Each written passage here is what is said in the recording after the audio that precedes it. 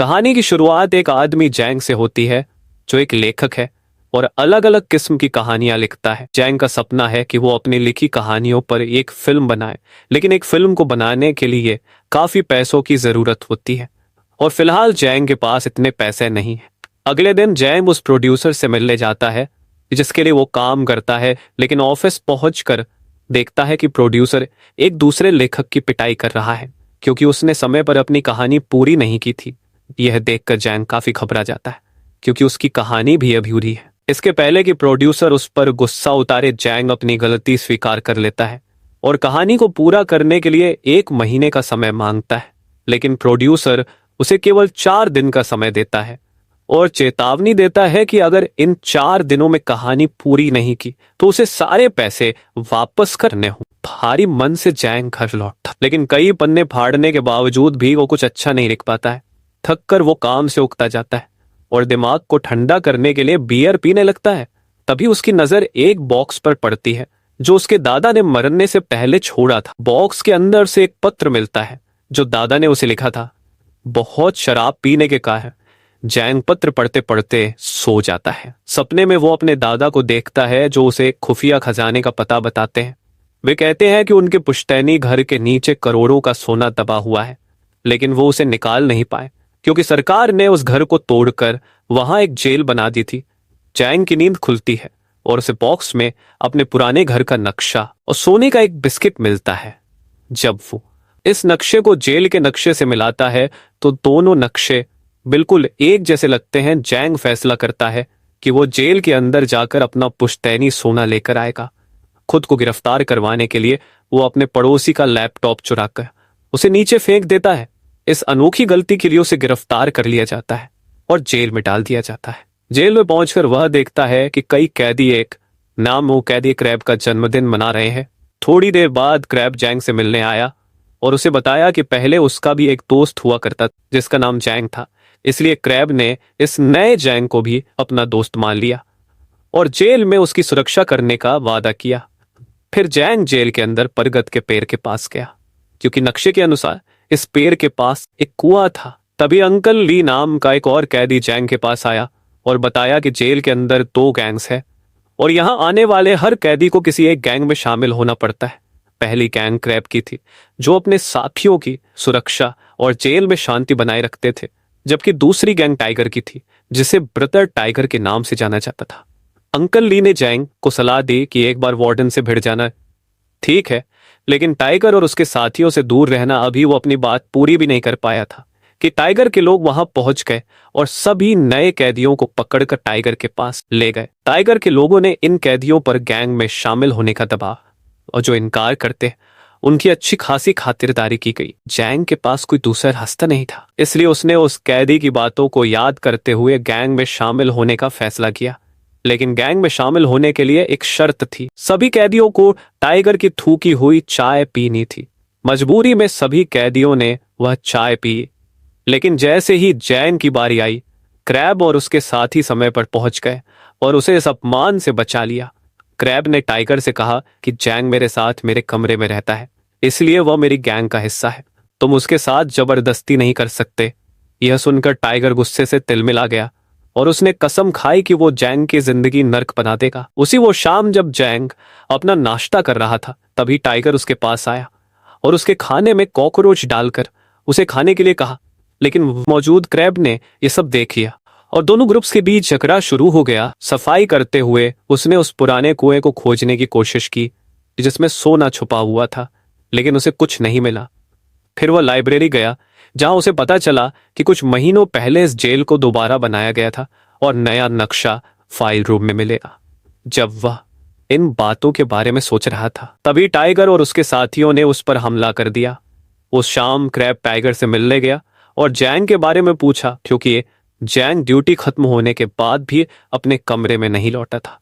Tiger ने कहा कि वह उसे जैंग का पता बता देगा, लेकिन बदले में उसे उसकी थूकी हुई चाय पीनी होगी। क्रैब के पास कोई और रास्ता नहीं था। अपने दोस्त की जान बचाने के लिए क्रैब ने मजबूरी में टाइगर की थूकी हुई चाय पी ली। उसकी बेइज्जती करने के बाद टाइगर हंसते हुए बोला, तुम्हारा दोस्त जेल के कूड़ेदान में पड़ा है। यह सुनकर क्रैब और उसके साथी तुरंत कूड़ेदान की ओर भागे जहां जैंग जिंदगी और मौत के बीच लड़ रहा था। समय पर पहुंचने की वजह से उन्होंने जैंग की जान बचा ली। अपने दोस्त की हालत देखकर क्रैब को बहुत दुख हुआ और उसने ठान लिया कि वह टाइगर को सबक सिखाएगा। इधर जैंग भी इस लड़ाई के लिए तैयार हो गया। थोड़ी देर बाद दोनों ग्रुप आमने सामने आ गए और उनके बीच जबरदस्त लड़ाई शुरू हो गई। इस लड़ाई का फायदा उठाकर जैंग ने गार्ड से फाइल रूम की चाबी चुरा ली और फाइल की तरफ भागा, लेकिन अंदर जाने से पहले ही टाइगर और उसके साथियों ने उसे पकड़ लिया और उसकी जमकर पिटाई कर दी। इस मारपीट के दौरान जैंग से चाबी कहीं खो गई। इस लड़ाई की वजह से टाइगर, क्रैब और जैंग को गिरफ्तार कर लिया गया और उन्हें अंधेरी जेल में डाल दिया गया। वहां जैंग बहुत उदास था क्योंकि अब वह इस काल कोठरी में बैठकर सोना नहीं ढूंढ सकता था। गुस्से में आकर उसने क्रैब से कहा, मुझे तुम्हारी हिफाजत की कोई जरूरत नहीं है। जब से तुम मेरी जिंदगी में आए हो मेरी मुश्किलें कम होने के बजाय और बढ़ गई है। इसलिए मैं तुमसे गुजारिश करता हूं कि मुझे मेरे हाल पर छोड़ दो और मुझे इन फालतू के झगड़ों से दूर रखो। जैंग की ये बातें सुनकर क्रैब को बहुत बुरा लगा क्योंकि वह तो सिर्फ जैंग की मदद और उसकी हिफाजत करना चाहता था। थोड़ी देर बाद क्रैब ने जैंग से माफी मांगी और बताया कि उसकी जिंदगी में दोस्तों से ज्यादा कुछ भी महत्वपूर्ण नहीं है। जब उसने जैंग की हालत देखी तो वह खुद को नहीं रोक सका और टाइगर से भिड़ गया। इसके बाद उसने जैंग को अपनी कहानी सुनाई जिसमें बताया कि कई साल पहले उसका एक दोस्त था जिसका नाम भी जैंग था। उस दोस्त ने उसे गुंडों से बचाने के लिए अपनी जान दे दी थी। उस दिन से क्रैब ने कसम खाई थी कि वो अपनी जिंदगी भर अपने दोस्तों की रक्षा करेगा। यह सब सुनकर जैंग को एहसास हुआ कि गुस्से में उसने क्रैब के साथ कितना गलत किया। उसने क्रैब से माफी मांगी और बताया कि वह इस जेल में क्यों है। जैंग ने कहा कि वो अपने पूर्वजों का सोना लेने आया है। क्रैब ने कहा, मैं तुम्हारी मदद करूंगा लेकिन बदले में मुझे कुछ नहीं चाहिए क्योंकि यह सोना तुम्हारे पूर्वजों का है और उस पर पूरा हक बनता है। अब इन दोनों ने मिलकर एक योजना बनाई जिसमें सबसे पहले उन्हें फाइल रूम से नक्शा चुराना होगा। योजना के अनुसार वे जेल के लॉन्ड्री रूम में गए और वहां मौजूद गार्ड की गर्दन पर ब्लीचिंग पाउडर छिड़क दिया। इस पाउडर की वजह से गार्ड की गर्दन पर एलर्जी हो गई और उसे जल्दी से जेल की इमरजेंसी रूम में ले जाया गया। इस मौके का फायदा उठाते हुए जैंग ने गार्ड की यूनिफॉर्म चुरा ली और क्रैब को लेकर फाइल रूम में पहुंचा। काफी तलाश के बाद उन्हें वह नक्शा मिल गया जिसमें दिखाया गया था कि पुराना कुआं लॉन्ड्री रूम के ठीक नीचे है। नक्शे का उपयोग करते हुए वे तुरंत उस कुएं तक पहुंचे जहां उन्हें एक बड़ी दीवार नजर आई। जैंग को पूरा भरोसा था कि उसका पुराना सोना इस दीवार के पीछे है। फिर दोनों ने हथौड़े उठाए और दीवार के टूटते ही जैंग तुरंत अंदर गया और सोने की तलाश में लग गया। दूसरी तरफ क्रैब ऊपर जाकर पहरा देने लगा ताकि अगर कोई खतरा महसूस हो तो वह जैंग को सूचित कर सके। कई घंटे बीत गए लेकिन सोने का कोई पता नहीं चला। आखिरकार जैंग ने हार मान ली और वापस लौटने लगा क्योंकि उसे लग रहा था कि किसी ने पहले ही सोना निकाल लिया है। लेकिन वापस जाने से पहले क्रैब ने दीवार में लगे लकड़ी के टुकड़े को हटा दिया और देखा कि इसके पीछे एक अलमारी खुल गई जिसमें सोने के बिस्किट भरे हुए थे। इतना सारा सोना देखकर जैंग के तो होश उड़ गए।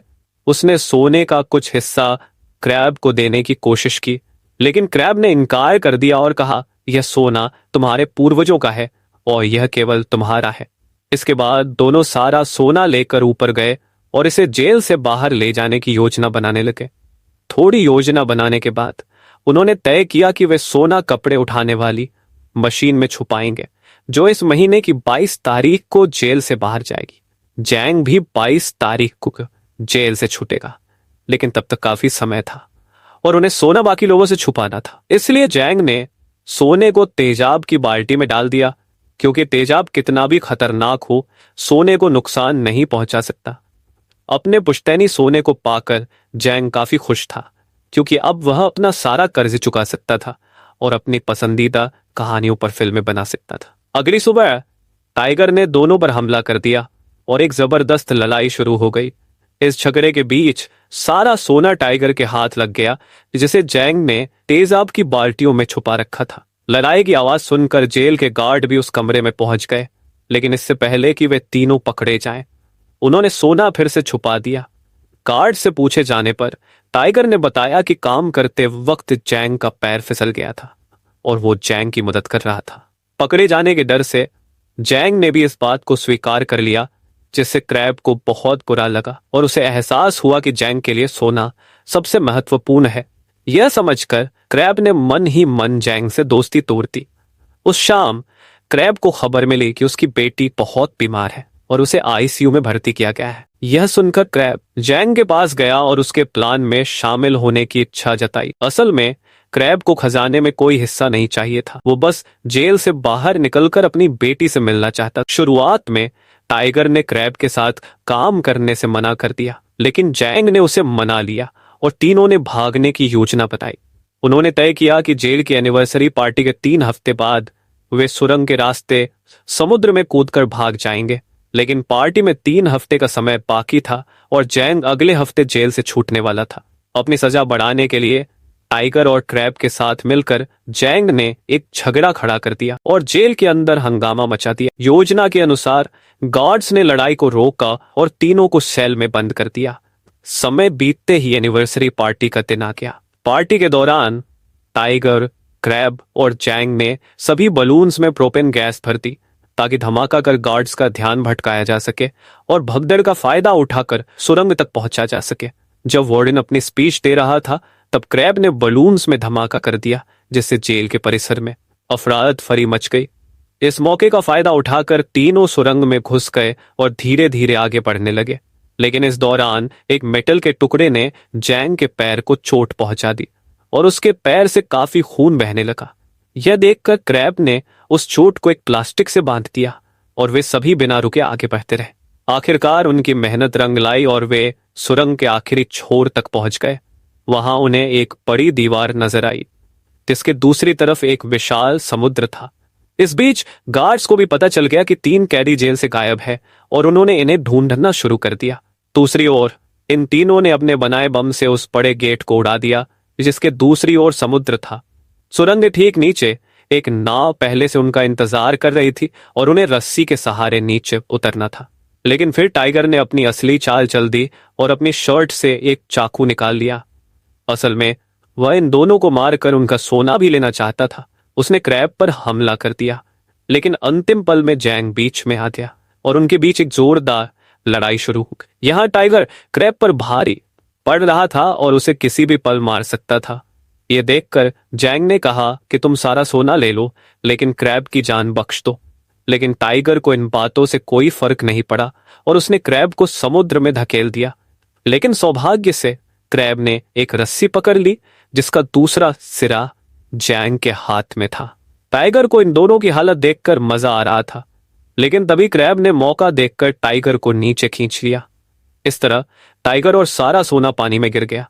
इसके बाद जैंग ने क्रैब को ऊपर खींचने की कोशिश की और इस दौरान उसे एहसास हुआ कि शुरू से लेकर अब तक क्रैब ने एक सच्चे दोस्त की तरह हमेशा उसका साथ दिया है। अब काफी प्रयासों के बाद आखिरकार उसने क्रैब को ऊपर खींच ही लिया। थोड़ी देर बाद जब गार्ड सुरंग तक पहुंच गए और इन्हें ढूंढने लगे तो इन्होंने आत्मसमर्पण कर दिया और खुद को गार्ड्स के हवाले कर दिया।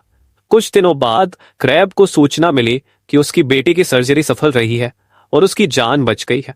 साथ ही जैंग को बताया गया कि समुद्र में खोया हुआ सोना ढूंढ लिया गया है और सरकार ने उसे उसका मालिक मान लिया है। जैंग की मेहनत रंग लाई और उसे उसका पुश्तैनी सोना मिल गया। अब वह अपना सारा कर्ज चुकाकर अपनी पसंदीदा कहानी